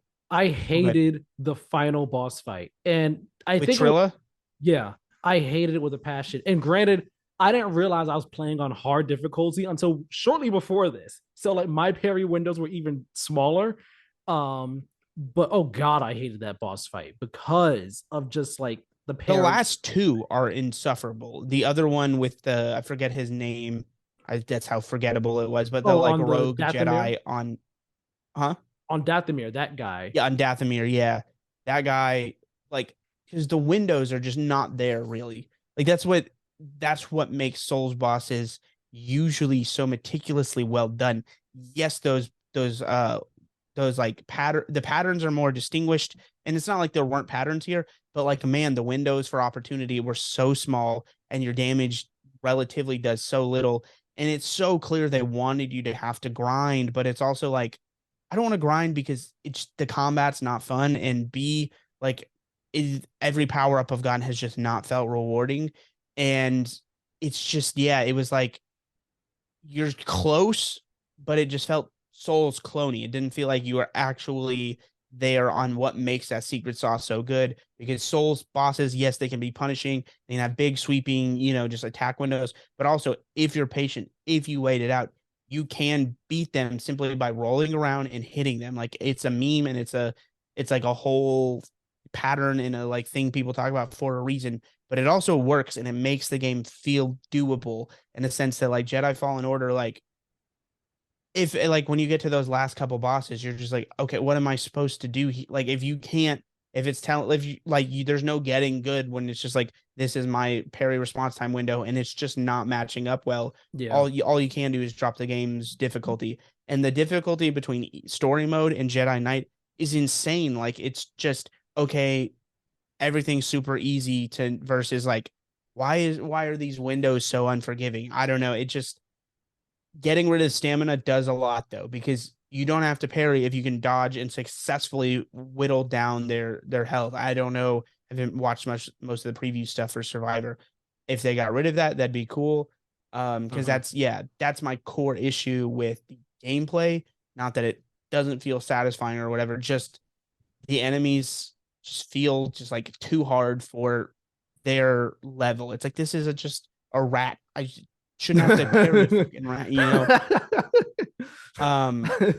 And I'm aware they don't necessarily have the stamina windows, but every single like basic level trooper with any kind of also combat weapon has to be parried. Like, come on, man.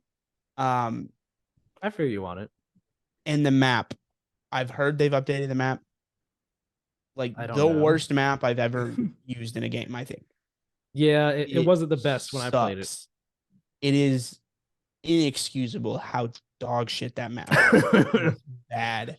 Especially since you can't fast travel anywhere, so you gotta like just physically. The fast travel thing, like, whatever. Like, it's funny because to me, I thought to myself, were they trying to do some Metroid vein? Like, yes, it's funny, you talked about how long the game is, and all I could think is like, so much of this is having to go through and fight the same enemies you already did because you're on your way back and getting lost. Like, that's, or just trying to figure out how to get some more. That is like, that felt like 4 hours of just stat padding. Like, you didn't need your game to be this long. It could have been shorter, tighter, and more, in my opinion, more rewarding had it just, and you just like cut us to the end. You know what I mean?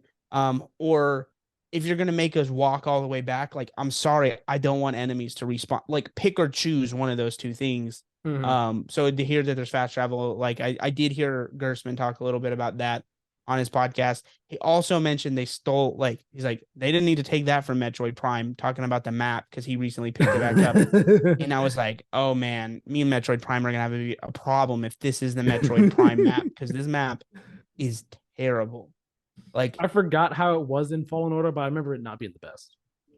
Yeah, and I don't know. I like don't like, the level design was fine until like it accounts so much for you looping back around, and if you don't like the combat, it just becomes that self feeding thing where it's like there's such a core issue with the combat for me that like you've got to make this more enjoyable to justify all the other design choices you're making. So like one's got to give, make the combat a little more accessible in a way that doesn't, and tweak it in a way that doesn't make it feel like I'm either a dumb idiot that's got to drop down to easy or like be parry lord essentially, or do everything around it, make that easier. So like it doesn't feel like I'm running my head into this combat that is like just not always that enjoyable. Which it seems like they've maybe addressed some of that. So I am excited for Survivor because it's like I didn't mind the story. There's some really good Star Wars spectacle moments. I thought arguably the highlight of the game for me was climbing up the AT-AT, that whole sequence, and then like taking cool. over it. I just thought it was insanely cool. The double-sided lightsaber, that's a dub because that thing is a lot of fun. And getting to do your own kyber crystal and picking your color was rad because in the beginning it's like blue or green, or I had to buy the deluxe edition. Green. I like green a lot. Nice. But that just felt annoying. But then I got my pink lightsaber later on, so that was rad. And yeah, it's fine. I wanted to give it like an 8 or 8.5 so badly, but like the more I stewed on it, I'm like, this is like a 7.5 for sure, maybe even a flat 7. Yeah, but with the promise of like I could see Survivor fixing some stuff and being like a 9. You know what I mean? Yeah, I think it is. So I have high hopes for it. And I'm happy you, for the most part, enjoyed it. So now you're like, all right, let's see where things go from here. Let's see how you improve on it in the sequel. All right, well, that was awesome. Nice to hear that you're looking forward to so I'm about to say Fallen Order, Survivor. Yeah. I gotta find something to fill the gap if it's not Horizon Burning Shores between now and Survivor, because I don't want to just like play nothing. I'm completed 9 games this year, so I'm like, yeah. Nice. Maybe something on Game Pass. You know, maybe there could be something on Game Pass. Metroid Prime, because I'm trying not to spend too much money either, because I'm trying to save, which sucks. But it's like, and then I've got Tears of the Kingdom, which I already pre-ordered, and I'm paying for an amiibo, so I'm like, already got that. And I'm luckily the check breakdown is like Survivors, this coming up one, then separate one, Tears of the Kingdom. So it's like, okay, that works. That's sustainable.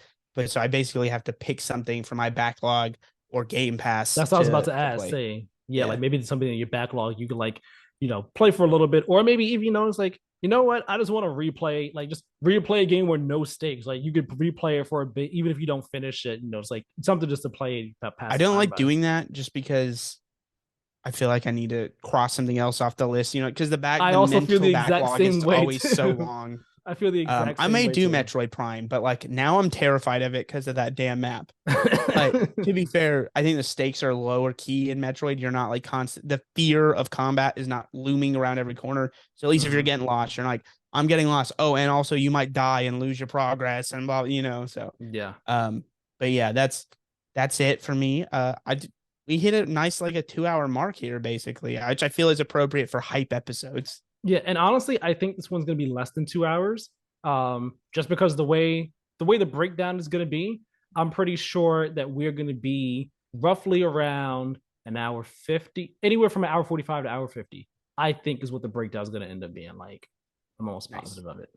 But it was a good length. It justified length for this episode because man, we had a lot to talk about. It was a lot of fun getting hyped about these things. Have some great discussions here. So that said, that is the end of episode 103 of the Play to Win podcast. Thank you all for watching and or listening to this episode of the show. Check us out on our site, playtowingames.wordpress.com, home for all the content. So hit it up, go check it out. Also follow us on Twitter and Instagram at Play to Win Game for updates on the show and other things that we may post on over there. Subscribe on YouTube.